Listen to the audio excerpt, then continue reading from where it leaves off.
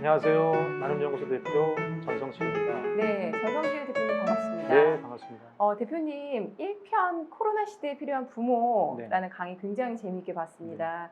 아마 많은 분들이 보셨을 텐데 혹시 1편 영상 보시지 않으셨다면 1편 영상 먼저 보시고 이 영상을 보시는 게 훨씬 더 도움이 되실 겁니다.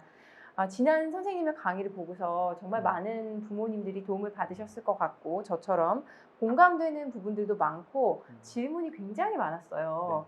그래서 요즘에 보면은 우리가 좀 뭐랄까 몇 년 전, 불과 코로나 이전 그때 비해서 왜 이렇게 고민들이 많이 늘었을까? 그때 비해서 고민이 어떻게 달라졌을까? 그런 게 궁금해지더라고요. 제가 이제 교직 생활을 좀 오래 했었고 중간에 그만두고 다른 일을 하다가 다시 지금 교직에 있는데 이제 그 비어진 기간들을 좀 생각해 보면 그 이전에는 보통 이제 학습에 대한 이야기들을 좀 많이 하셨다면 요즘에는 학습보다는 어떤 관계에 대한 부분, 어떤 인성에 대한 부분 이런 것들이 좀 많더라고요.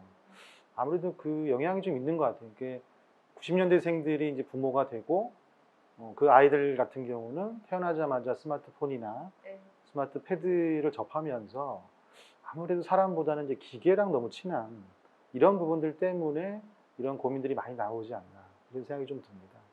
강의 영상이 올라오자마자 정말 많은 부모님들이 좋아해 주시고 또 관련해서 계속해서 질문을 보내주셨어요. 저희가 정답만 사실 추구를 하고 살았던 세대잖아요. 근데 지난번에 또 우리 대표님이 말씀하신 것처럼 코로나 시대가 되면서 특히나 이제 정답이 없는 시대에 우리가 살고 있다. 그러다 보니 더욱더 이 아이를 어떻게 양육을 해야 하고 교육을 시켜야 하는지에 대한 그런 어려움, 고민들이 많아지는 것 같습니다. 저 또한 오늘만큼은요, 한마음 한몸 운동본부 홍보대사로서가 아니라 이렇게 많은 고민을 하고 있는 지금 방송을 보고 계실 부모님들의 대리자로서 이 자리에 나와 있는 거고요. 이 시간에 여러분이 보내주신 질문들, 그리고 코로나 시대에 부모들이 겪는 육아의 일상, 고민, 이런 것들을 한번 다뤄보도록 하겠습니다. 대표님 잘 부탁드립니다. 네. 질문이 굉장히 많이 들어왔습니다. 그리고 기부자 자녀의 연령이 굉장히 폭넓어요. 그러다 보니까 다양한 질문을 전해드리게 됐는데요. 강의 중에 비교와 수치심 이야기를 먼저 해주셨어요. 공동체 안에서 돋보이는 아이에 대한 그런 걱정을 해주셨는데요.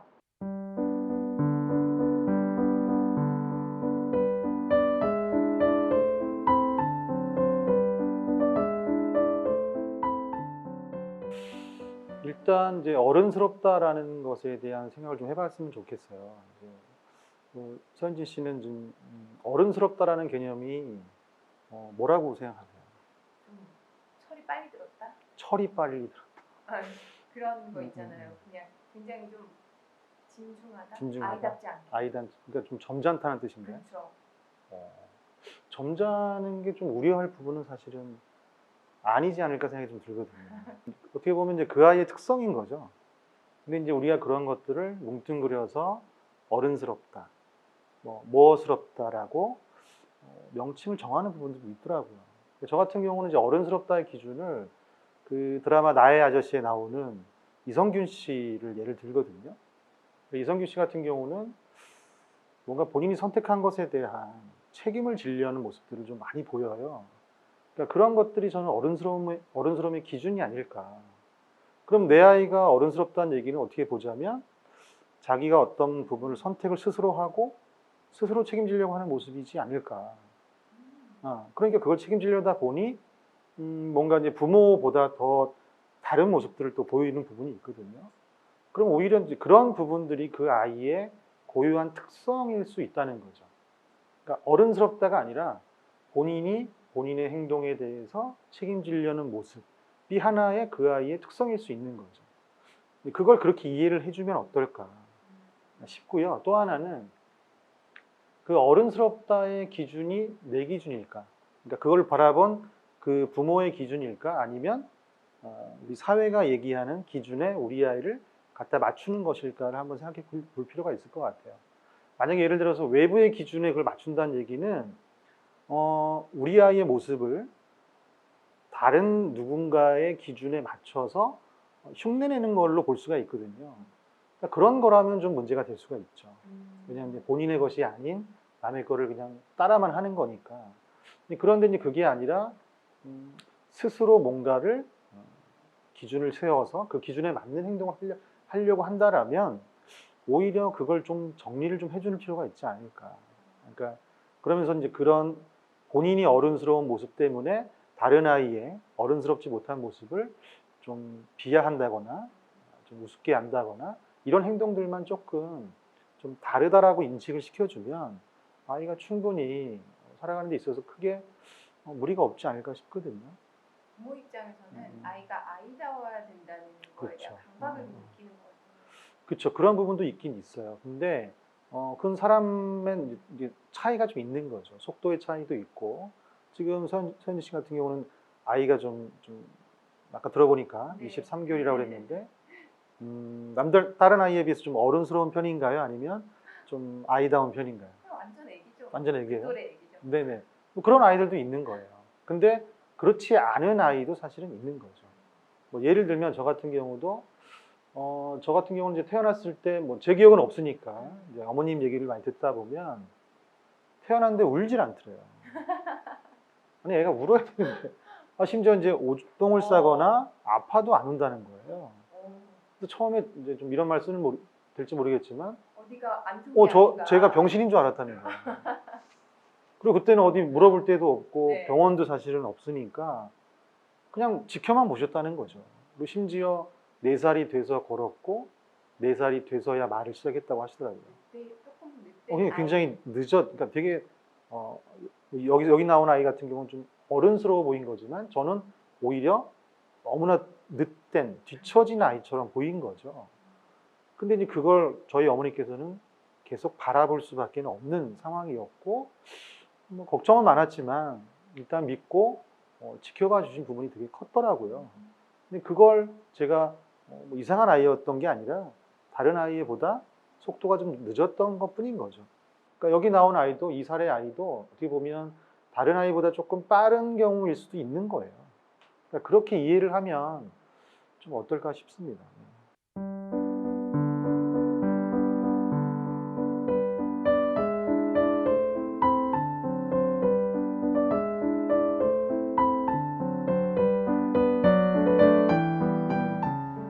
이것도 뭐 별 사실 다르지 않은데 이 아이가 가지고 있는 어떤 특성들이 있잖아요. 네. 그 특성들을 바라봐주고 이해해 주려고 하는 게 사실은 우선이 돼야 되거든요. 그러니까 어떻게 보면 지금 시대에 제가 이제 몇 년 동안 밖에서 일을 하다가 다시 학교에 돌아왔을 때 제일 좀 드러나는 아이라고 그럴까요? 과거보다 좀 다르게 보이는 아이가 어떤 아이였냐면 너무나 무기력한 아이예요. 아, 그러니까 많죠. 뭘 시켜도 안 해요. 그래서 너가 하고 싶은 게 혹시 있니? 그래도 없는데요. 이러는 아이가 있어요. 너무 마음이 아파. 그러니까 학교에 와서 그냥 하루 종일 그냥 아무것도 안 하고 그냥 가는 아이들이 있어요. 저는 그런 아이보다는 사실 낫다는 생각이 들어요. 근데 이제 오히려 이제 그런 아이가 왜 그런 걸 한번 따져봤을 때 제 판단으로는 그런 게 좀 있더라고요. 뭐냐면 이 아이가 그 이전에 뭔가를 하고 싶은 게 있었는데 그것들을 외부에서 좀 통제하고 조절하려고 했던 부분이 있었던 것 같아요. 그러니까 어떤 부분에 있어서 그러면 내가 하고 싶은 게 할 수가 없는 게 되잖아요. 그러면서 이제 무기력해지는 거죠. 어차피 안 될 건데요. 그러니까 어차피 해도 안 되는데 뭐 내가 뭘 하겠어. 대신 그 다음부터는 주로 이제 이런 걸 많이 하는 거죠. 엄마 나 뭐 해야 돼? 엄마 나 뭐 해줄 거야? 뭐 이런 방식들. 뭐 하면 뭐 해줄 거야? 뭐 하면 뭐 해줄 거야? 그런 것보다는 오히려 낫지 않을까. 물론 여기서 지금 고민하시는 건 마이너한 부분이 있는 건데 그 메이저와 마이너를 구분하는 기준도 사실 어디에 있냐는 거예요. 요즘에 제일 메이저라고 생각하는 게 뭐라고 생각이 드세요? 오징어 게임. 그거는 이제 어른들이고요. 24개월, 23개월, 4개월 아이에게 가장 메이저한 건 뭘까요? 최대한 빨리 영어 교육을 시키는 거. 그래서 그것 때문에 저도 솔직히 굉장히 스트레스를 받고 이거는 말이 안 되는데 그 아까 부모님 말씀처럼 최대한 많은 아이들이 하는 방향으로 쫓아가려면 그걸 해야 되나 뭐 이런 네네. 고민들을 해요. 그런 부분들이 사실 어떻게 보자면 그 일반적인 부모의 모습일 수 있죠. 네. 근데 이제 접근하는 방법이 두 가지가 있어요. 그러니까 메이저를 한 다음에 더 내려가서 마이너한 것들을 전문적으로 하는 방법이 있고, 마이너한 걸 먼저 접근해서 전문화된 다음에 그 위에 있는 걸 치고 올라가서 메이저한 걸 하는 방법이 있거든요. 그건 방법의 차이인 거지. 어떻게 보자면 뭐가 맞다라고 사실은 얘기할 수 없는 거거든요. 그래서 뭐 지금 오징어 게임도 보시면 아시겠지만 어떻게 보면 마이너한 사람들의 모습들 속에서 메이저한 걸 끌어낸 거잖아요. 그 감독이 가진 어떻게 보자면 창의적인 모습들인 거죠. 네. 그러니까 그런 생각들이 나오려면 충분히 많은 생각들을 해볼 수 있는 기회가 필요하다는 거예요. 우리 아이가 굉장히 좀 남들이 안 하는 걸 했으면 좋겠어요, 저도. 어. 근데 저도 그래요. 그럼에도 불구하고 그러기 위해서는 우선은 지금 학교 생활 잘해야 되고 네. 해야 되니까 자꾸 그냥 메이저 쪽으로 네. 애를 끌고 가는 것 같아요. 근데 그때 사실 중요한 것 네. 중에 하나가 뭐냐면 이제 우리가 보통 이제 스키마라고 하는 게 있어요. 그러니까 우리 뇌 조직 같은 경우는 사실 하나가 단독으로 있는 게 아니라 이 시냅스들이 모여서 하나의 스키마를 형성을 하거든요. 근데 그 스키마를 형성하는 것들을 예를 들자면 컴퓨터로 치자면 링크에 해당되는 거예요. 그러니까 그냥 온전히 한글 파일만, 한글 문서만 있는 것하고 그 한글 문서 중에 어떤 단어를 누르면 어디로 넘어가는 것, 그러니까 하이퍼텍스트라고 하는데 그게 있는 거하고 없는 거하고 굉장한 차이가 있거든요. 그래서 우리 아이들한테도 마이너한 거를 이제 시작을 했다고 하더라도 그 마이너로 출발을 해서 링크를 타고 들어가다 보면 어느 순간 메이저에 가 있을 수도 있고 마이너에 오히려 더 영역을 넓힐 수도 사실 있거든요. 그런 어떤 지적인 스키마들을 형성하는 게 사실 이 어머니가 더 바라시는 게 아닐까 저는 싶습니다. 한마음 한몸 운동본부 기부자분들은 사실 시작점부터 좀 다르세요. 임신을 알게 되신 그 순간부터 기부를 결심하시고 실행하시는 분들 계시고, 뭐 아이의 100일, 첫돌, 각종 기념일마다 많이들 또 이렇게 기부를 하시는데요. 그러다 보니까 영유아 및 취약 아동을 기르고 계시는 부모님들이 굉장히 네. 많이 이 영상을 보시더라고요. 그래서 육아법에 대한 질문을 해보도록 하겠습니다. 거절에 대한 질문이 가장 많았는데요.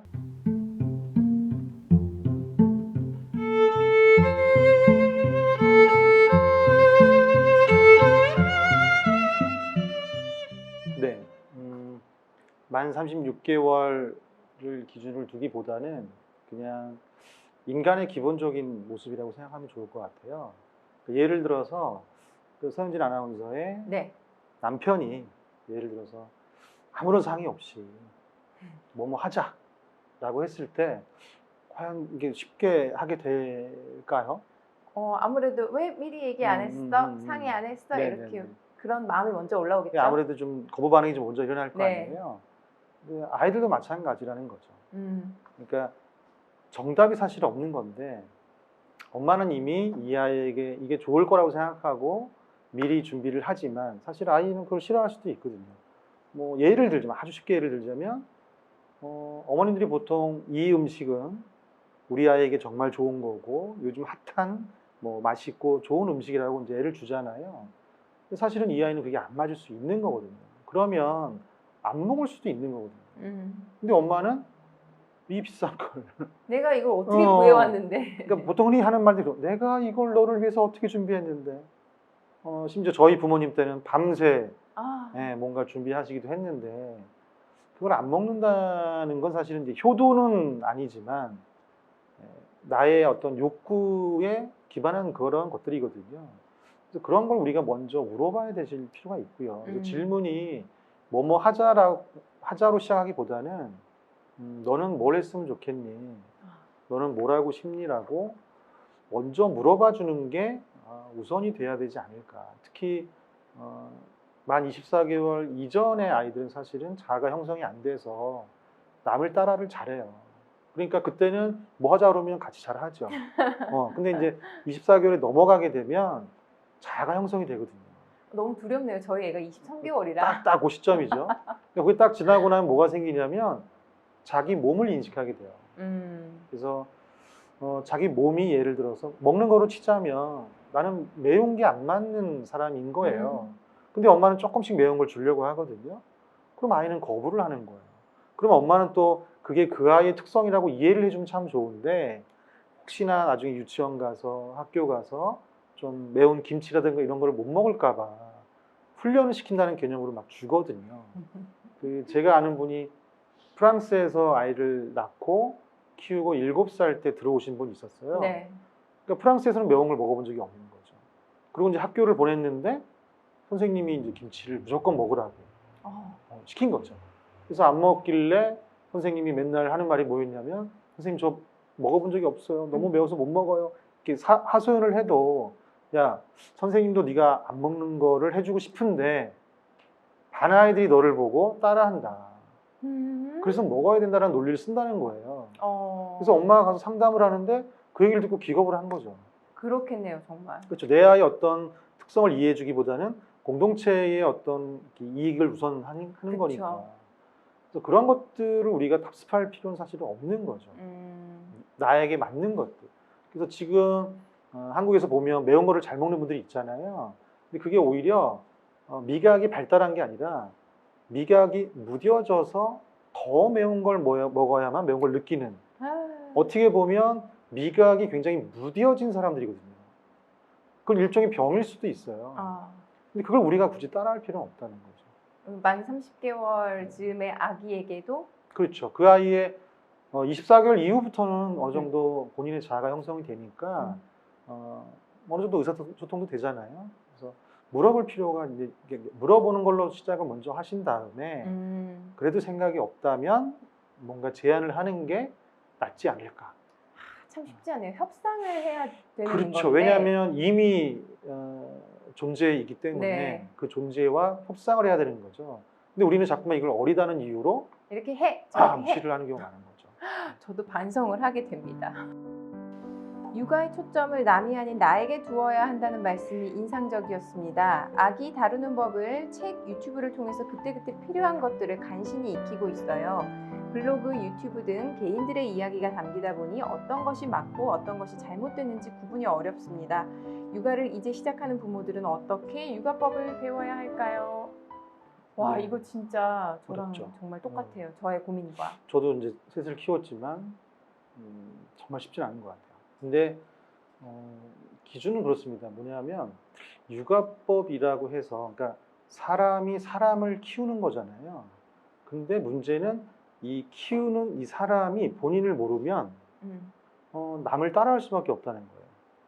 1편에서도 네. 얘기를 하셨어요. 그래서 예전에는 그나마 이제 부모님하고 사니까 부모님을 따라하면 됐다는 거예요. 근데 지금은 따라할 부모님도 없고 일이 너무 또 바쁘고 그러다 보니까 주로 유튜브나 책을 찾게 되는 거죠. 그러니까 남들을 따라해요. 저도 보면 이렇게 네. 왠지 잘해 보이는 그런 사람들. 근데 음. 하면서도 이게 맞나? 내 애랑은 다를 텐데. 특히 서양 이론들을 많이 따라하죠. 네. 우리나라하고 다른데. 프랑스식 육아 때문에 제가 너무 스트레스를 너무 안 맞는 거예요. 우리 애랑은. 네네. 그런 분들이 많으실 거예요. 그래서 문제는 이제 내가 우리 아이에게 맞는 육아법을 찾는 게 아니라 나에게 맞는 육아법을 찾아야 되거든요. 네. 그러려면 육아법에 대한 고민보다는 나에 대한 고민이 사실 우선돼야 된다는 거죠. 뭐 쉽게 예를 들자면 우리 아이가 열이 많아요. 근데 학교에도 그런 애들이 있거든요. 열이 많으면 가만히 있을까요? 아니면 막 움직일까요? 저희 애가 열이 많아요. 엄청 움직여요. 움직이죠. 왜냐면 네. 열이 나니까 가만히 있을 수가 없어요. 근데 이제 열이 별로 없는 아이, 그러니까 몸이 좀 약간 차가운 아이들은 움직이라고 해도 안 움직여요. 근데 그거를 뭘로 받아들이냐면 우리 애가 너무 부산스럽다. 부산스럽다, 소심하다. 움직이는 아이, 어떤 애들도 소심하다. 네네. 성격으로 받아들이는 거죠. 사실 그게 아니라 그냥 우리 애는 열이 많은 거예요. 그럼 열이 많은 아이에 맞는 육아법을 써야 되는 거죠. 근데 더 무서운 게 뭐냐면 그 부모도, 그러니까 예를 들면 엄마로 치자면 엄마도 어릴 때 열이 많아서 부산했는데 그 부모한테 혼이 났어요. 그러면 내 아이가 어떻게 보일까요? 다른 사람한테 혼날까봐 제가 이제 미리 그렇지. 단속을 하죠. 그러니까 그러지 마라. 본인도 본인을 잘 모르는 상태에서 그 위에 부모한테 혼난 기억만 가지고 다시 아이를 잡게 되는 거죠. 어떻게 보면 내가 열이 많았던 사람으로서 내가 어떻게 했었고 그 행동에 대해서 다른 사람이 어떻게 해주기를 바랄까? 음. 이거를 먼저 생각하는 게 우선인 거죠. 그러네요. 남을 굉장히 네. 의식하네요. 그러면 내 아이가 열이 많아서 무엇을 바랄까를 당연히 알 수밖에 없거든요. 그럼 어떻게 보면 더 쉬운 육아가 될 수 있거든요. 근데 이제 우리는 그 생각보다는 자꾸만 열이 많은 것보다는 부산스러운 것, 자꾸 움직이는 것만 본다는 거죠. 뭐 또 하나 말씀드려 보면 미국에서 연구를 했어요. 남자아이와 여자아이가 통계학적으로 누가 더 귀가 안 들릴까요? 남자아이. 남자아이. 그래서 남자아이들이 교실 맨 뒤에 앉아 앉아 있잖아요. 네. 선생님 소리가 안 들린대요. 저희 아들이 벌써부터 약간 그런 끼가 약간 있어요. 있죠. 어디 그러니까- 집중하고 이러고 있으면 그러니까 이게 집중을 못하는 게 아니라 네. 안 들리는 거예요. 어. 그럼 그 아이를 어떻게 하면 되냐면 그냥 앞에 앉히면 돼요. 음. 제가 그거를 책으로 좀 보고 알고 나서 했더니 진짜 맨 앞에 앉아서 열심히 수업을 하는 거예요. 근데 선생님이 걔를 불러다 맨날 혼내봐야 아무 소용이 없어요. 그냥 안 들리거든요. 그러니까 이런 차이점들을 아는 게 사실 중요하다는 거죠. 그런 식으로는 접근할 생각조차 못했어요. 그러니까 기본적으로 제가 1강 때도 말씀드렸지만 내 몸의 구조, 내 몸의 기능, 내가 다른 사람과 몸의 다른 부분들, 감각적인 부분들을 먼저 아는 게 중요하다는 거죠. 그러니까 예를 들어서 귀가 굉장히 예민한 사람이 있어요. 근데 누가 음악을 틀면 어떻게 될까요? 너무 스트레스 받겠죠? 스트레스죠. 근데 그걸 엄마는 좋은 태교 음악이라고 그래서 아침마다 틀어준단 말이에요. 그럼 애는 뱃속에서부터 이미 스트레스가 쌓인 거예요. 그러니까 그 아이에게 맞는 게 사실은 가야 되는 거죠. 그거를 하려면 그냥 정말 내 생활 습관 이런 거부터 좀 잘 그렇죠. 보고 나부터 먼저 살펴보고 이해를 한 뒤에 그 다음에 아이한테 적용하는 게 아이에게. 맞는 거죠. 근데 뭐 이렇게 뭐뭐 하는 법 뭐 이런 거 있잖아요. 이렇게 그렇죠. 지금은 너무 급하니까 그때 네. 그때마다 그냥 임시방편으로 유튜브를 네. 찾아보고 그래서 그 임신했을 당시 한 8개월 정도 여유가 있는 이유가 네. 그 기간 동안에 나를 사실은 많이 아. 들여다보라는 거거든요. 근데 우리는 그 시간에 보통 뭘 하냐면 문화센터 가서 뭘 배우거나 또는 사람들하고 뭘 준비를 한다거나 뭐 이런 식인 네. 거지 본인의 어떤 내면의 모습들이나 몸을 들여다볼 시간은 사실은 많이 갖지 않는 것 같아요. 어떠셨어요? 임신했을 때? 저도 그런 뭐 아이가 머리가 좋아지는 태교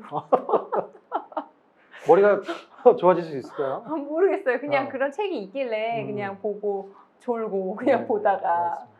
네, 저도 저를 너무 몰랐던 것 같아요. 네, 네. 진짜. 어떻게 보면은 지금 아나운서를 하고 계신 것도 네. 나의 어떤 뭐 잘하고 있는 부분들을 강화를 시킨 거잖아요. 그게 사실 맞는 건데 어떻게 보면 이게 아닌데도 아나운서를 하시는 분들도 있더라고요. 그렇죠. 막 사람들 앞에 나서는 거 굉장히 그러니까요. 힘들어하고. 네네. 저 같은 경우는 사실은 부끄러움이 되게 많은 사람이거든요. 그래서 이렇게 사람들 앞에서 지금은 막 이렇게 말을 하고 있지만 사실 1대1로 만나면 말을 잘 못할 경우가 많아요. 그래서 이 강의하는 것도 어느 순간 그만두려고 하는데 왜냐면 저한테 사실 안 맞는 옷이거든요. 근데 이제 제가 알고 있는 걸 전해주고 싶은 게 좀 있으니까 참고 하는 거지 그런 걸 찾는 거라는 거죠. 자기한테 맞는 것들을. 너무 무턱대고 검색부터 하실 게 아니라 네, 맞습니다. 좀 자기를 돌아보는 게 필요할 것 같습니다. 자, 정말 요즘에 코로나로 인해서 우리의 풍경이 많이 달라졌습니다. 특히나 코로나로 인해서 집콕 하시는 분들이 정말 많으신데요. 집에서 아이를 주로 돌보시는 분들의 걱정 이번에 한번 살펴보겠습니다. 형제 자매가 없는 외동인 경우에 사교성을 어떻게 길러줘야 할까요? 코로나로 인해 문화센터나 같은 또래 자녀를 둔 지인을 만나기에도 조심스럽습니다. 지금처럼 집에서 아이와 엄마만 함께 지내다 낯가림이 더 심해지고 사회성이 없을까봐 걱정됩니다. 이건 진짜 저의 고민이에요. 아, 그러세요? 네. 둘만 계시구나. 네, 저는 아기 지금 네. 외동이고 또 코로나 즈음에 나왔어요. 저희 아기 나오자마자 딱 코로나가 그때네요. 터져서 이 또래 애 엄마들이 다들 너무 걱정을 하시는 거예요. 사회성에 대해서. 그럼 혹시 그 부분에 대해서 어떤 본인만의 어떤 노하우가 혹시 있을까요? 저는 그 부모님께서 오시고요. 그러니까 음. 그래도 다른 집보다는 좀 나 가족 아닌 구성원 수가 다른 구성원들이 좀 오게 하는 예. 거. 있고 근데 뭐 문화센터 같은 데도 잘 가지도 못하지만 가서 다 마스크를 쓰고 있으니까 그렇죠. 참 어렵더라고요. 그래서 음. 저도 딱히 뾰족한 수가 없어요.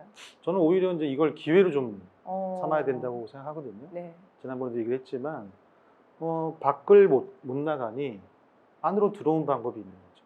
그래서 제가 나눔 같은 경우도 제가 나눔 전문가라고 얘기를 하는데 나눔도 사실 시작을 남에게 먼저 하는 게 아니라 나 스스로에게 사실 먼저 해야 지속 가능하게 할 수 있더라고요. 왜냐하면 이유가 나한테 있으니 여유가 생기잖아요. 이미 나한테 했으니까. 그럼 남한테 할 때도 여유 있게 할 수 있게 돼요. 나한테 해본 적이 있으니까. 그러니까 아이들 관계 설정도 마찬가지더라고요. 이게 다른 사람하고의 관계를 먼저 시작하는 게 아니더라고요. 기본적으로 나 자신과의 관계 설정이 우선이고요. 그 다음에 부모와의 관계 설정이 두 번째더라고요. 이게 되는 아이들은요, 이미 관계 설정이 풍부하기 때문에 다른 아이들 관계 속에서 여유 있게, 약간의 승자처럼 여유 있게 행동을 할 수 있게 되는 거죠. 네. 근데 이제 그런 거 없이 아까 이제 수치심 얘기도 했지만 부모가 계속 뭔가를 해라 안 했는데 그거에 대해서 뭐 아주 강한 푸시를 받다 수치심을 느끼게 되면 본인의 존재 자체가 굉장히 거부당하는 존재로 인식이 되거든요. 그럼 밖에 나가서 나는 거부당한 사람이기 때문에 다른 사람들도 나를 거부할 수 있을 거라는 가능성을 열어둔단 말이에요. 그러면 내가 말 한마디, 뭐 행동 하나가 다 신경이 쓰이는 거죠. 함부로 못하는 거죠. 그래서 자존감에서 가장 중요한 것 중에 하나가 자기 인식, 인정, 표현이거든요. 나를 있는 그대로 표현할 수 있어야 상대방의 어떤 표현도 그대로 이해할 수가 있게 돼요. 인정해 줄 수 있고. 근데 그게 안 되면 다 곡해를 하는 거예요. 저희가 이제 학교에 있을 때 저는 특히 저학년을 좀 많이 했는데 저학년들이 제일 힘들어하는 게 뭐냐면 그냥 상대방은 그냥 지나가면서 툭 던진 말이에요. 자기한테 욕했다는 거예요. 예를 들면 이런 거예요. 야, 너 오늘 표정이 좀 안 좋아 보인다? 이럴 수 있잖아요. 네네. 근데 자기한테 왜 화냈냐고 하는 것처럼 들린다는 거예요. 저도 그거는 그렇게 들려요. 네네. 그런 말은 솔직히 기분이 네. 좋지는 않아요. 그러니까. 그리고 약간 좀 살이 좀 있는 애들은 야, 너 어제보다 좀 찐 것 같아. 그러니까 그냥 팩트로 얘기하는 건데 애들은. 근데 저학년 애들은 아까 말씀하셨지만 그 관계를 많이 안 해보다 보니까 날 공격한다? 어떤 말을 해야 되고 어떤 말 하지 가려야 되는지를 몰라요, 잘. 그쵸, 그러네요. 그냥 네. 생각대로 말이 나가는 거예요. 근데 그걸 받는 아이는 상처받죠. 이걸 날 공격하는 건가로 받아들이는 거죠. 제가 심지어 어떤 경우가 있었냐면 2학년 아이인데 어떤 아이가 전학을 왔어요. 그래서 누구한테 안 쳤거든요. 그 반에서 저희 반에서 제일 얌전하고 제일 괜찮은 남자애 옆에 앉혔어요. 여자애였는데. 네. 근데 1교시가 딱 끝나고 저한테 오는 거예요, 여자애가. 오더니 선생님, 짝꿍이 저 괴롭혀요. 이러는 거예요. 그 짧은 시간 동안에. 짧은 시간에. 뭘까? 이렇게, 뭔데? 이렇게 물어봤더니 뭐라고 막 설명하는데 못 알아듣겠더라고요. 그래서 그 아이를 불렀어요. 그래서 그런 아이가 아닌데. 그래서 너 무슨 일 있었냐? 그랬더니 선생님, 저는 그냥요, 얘가 뭐 처음에 왔길래 모르는 게 있을까봐 툭툭 치면서 야, 너 모르는 거 있으면 얘기해? 그거를 때렸다고 생각한 거예요. 아유, 어떡해. 그러니까 이런 게 상당히 많아요. 제가 오죽하면 학부모 상담할 때 그 얘기를 하거든요. 아이 학교에서 있었던 이야기를 90%는 믿지 마라. 10%만 믿어라. 왜냐하면 본인에게 유리하게 많이 얘기를 하거든요. 근데 그게 나빠서 그런 게 아니라 아직은 그런 사회생활 속에서의 어떤 커뮤니케이션 자체가 사실은 잘 안 되는 부분들이 있어요. 마찬가지로 부부들끼리도 그런 부분들을 좀 협의하고 이래야지만 정말 아이에게 맞는 양육을 좀 할 수 있는 거죠. 너무나 어렵습니다. 왜냐하면 저만 해도 아이가 이제 하나다 보니까 얘가 밖에 나가서 만약에 부당한 일을 당했을 때 나한테 이렇게 설명을 해주면 내가 해결해줘야지. 우선 지금 이 마음부터 먼저 가득하거든요. 그런 마음이. 근데 말씀하신 것처럼 그게 부당한 일이 아닐 수 있는 경우가 대부분이잖아요. 그래서 그런 것 같은 경우도 이제 연관 지어 보면 제가 이제 공감 얘기도 많이 하거든요. 네. 그 공감하고 동정하고 차이가 있어요. 예를 들면 이런 거예요. 공감은 내 아이가 느끼는 감정을 좀 많이 봐주려고 하는 거고, 동정은 내 아이가 느끼는 감정을 나 혼자 느끼면서 그걸 내가 혼자 스스로 해소를 하려는 거예요. 쉽게 예를 들면 아이가 밖에 나가서 친구한테 맞고 왔어요. 엄마 나 친구한테 맞았어 막 이러잖아요. 그러면 이 아이가 그한테 맞았을 때 감정을 들여다봐야 되거든요. 그러면 무슨 일이 있었니? 그때 마음은 어땠니? 뭐 이런 걸 물어봐야 되잖아요. 근데 동정을 하게 되면 어떻게 되냐면 이 아이가 지금 씩씩대고 있잖아요. 자기도 씩씩대는 거예요. 그래서 자기가 화나 있는 거죠. 그래서 하는 말이 뭐냐면 야 어떤 놈이야 앞장서. 그래서 걔를 혼내야지만 내가 마음이 풀리는. 네네. 근데 정작 이 아이의 마음은 일도 물어보는 게 없는 거죠. 그래서 관계 설정이 있어 그런 부분에 있어서 내가 나에게 어떤 관계 설정이 잘 이해를 하고 인정하고 표현할 수 있다라면 그 아이는 어디 가서든 관계 설정을 잘 할 수 있어요. 그게 부모가 사실은 해줘야 될 역할이라고 보거든요. 참 어렵습니다. 특히나 형제자매가 없는 경우에는 그게 연습도 안 되는 그렇죠. 거고. 그러다 그래서 보니까. 제일 안 되는 친구들이 누구냐면 조선 가정 아들. 그러니까 할머니 할아버지랑 단둘이 사는 아이들 네네. 있잖아요. 왜냐하면 할머니 할아버지들은 이런 표현들을 잘 안 하시거든요. 잘 들어주지도 않고. 네. 그러다 보니 사실 안 되는 경우도 뭐 다 그런 건 아닌 겁니다. 네. 일부 이제 그런 분들이 그러다 보니까 아이들이 어떤 관계 설정하기가 되게 어려운 애들이 있어요. 네. 그런 부분에서는 좀 해줄 부분이 좀 많이 있죠. 그냥 뭐 단순한 질문 답으로 이거는 끝날 그런 부분은 아닌 것 같습니다. 그렇습니다. 부모님들을 보면은 또 이런 부모님이 있어요. 와, 정말 부모가 되기 위해서 타고났다. 어쩜 저렇게 부모 노릇을 잘할까 하는 분들이 있는데, 자, 아이를 선물로 키운 부모와 거래로 키운 부모의 차이는 분명한 것 같습니다. 부모의 그런 차이는 어디에서 유래하는 걸까요? 부모의 어린 시절 환경 탓인지 타고난 성향 차이인지 궁금하네요. 네, 저는 이제 케바케라고 생각합니다. 케이스 바이 케이스라고 생각하는데 뭐냐면 그냥 뭐 개인의 성향일 수도 있는 거고요. 어떤 사회적인 영향을 받은 거일 수도 있다고 생각이 들거든요. 뭐 예를 들자면 이 선물과 거래의 가장 큰 전 차이점은 일강에서도 말씀드렸지만 거래는 그 사람 아니어도 되거든요. 근데 선물은 꼭 그 사람이기 때문에 준비를 한 건데 어떻게 좀 내 아이를 키우는 데 있어서 거래를 한다는 건 어떻게 보면 대가를 바란다거나 내 아이를 그냥 특정한 아이가 아닌 그냥 내가 부모가 되기 위한 하나의 도구로 사용하는 것처럼 생각할 수도 있다는 거예요. 저는 그건 되게 위험하다는 생각이 들어요. 왜냐하면 앞으로 미래 사회는 부모보다 아이들이 더 가난할 확률이 높거든요. 그러면 내가 아이한테 뭔가를 기대한다는 것 자체가 어떻게 보면 좀 욕심일 수도 있다라는 거죠. 그래서 조금은 좀 이 존재 자체를 서로 분리해서 부모는 부모대로 자녀는 자녀대로 분리한 상태에서 고민을 좀 해야 되지 않을까 싶은 생각이 들고요. 그런 거 있습니다. 내가 예를 들어서 내 아이가 좋은 대학에 가고 좋은 데 취직을 했어요. 그러면 그거는 내가 잘 키운 걸까요? 아니면 원래 그런 아이를 만난 걸까요? 원래 그런 아이를 만난 거 아닐까요? 저도 그런 생각이 들어요. 근데 어머님들은 이걸 자꾸 동일시하다 근데 보니까 그걸 알면서도 그렇죠. 잘 안 되는 것 같아요. 그걸 자꾸 분리하는 연습을 좀 해야 된다는 생각이 들어요. 그러니까 우리가 운전할 때도 보면 옆차가 앞질러 가는 건 나를 무시해서 앞질러 가는 게 아니거든요. 그냥 바쁘니까 앞서가는 거거든요. 근데 괜히 무슨 생각하냐면 내 차가 작아서 그런가?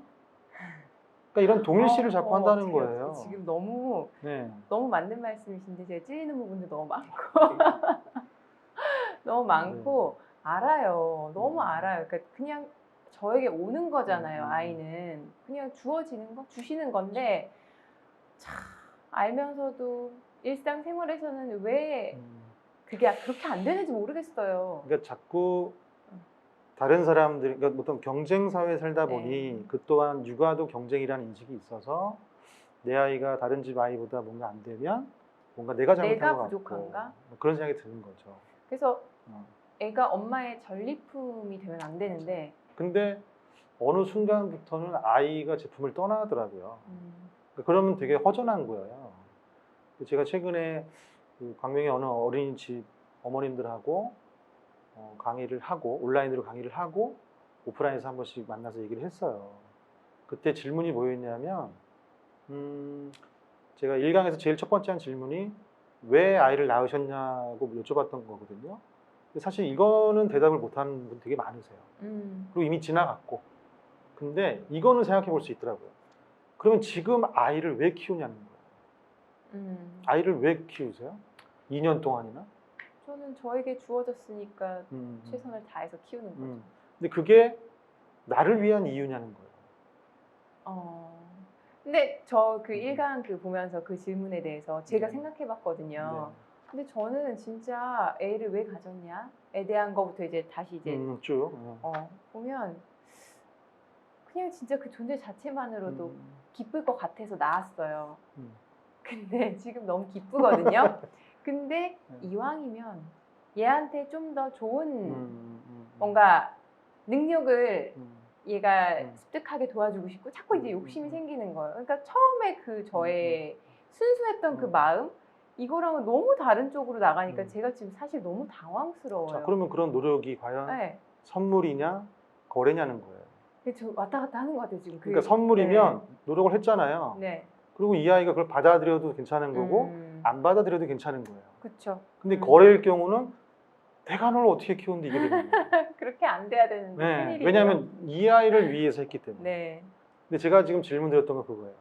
나를 위한 목적이 뭐냐는 거예요. 그래서 이게 막상 질문을 드리고 같이 생각을 해보니까 답이 여러 개가 나오더라고요. 제가 그 중에 하나를 듣다가 눈물을 쏟은 적이 있어요.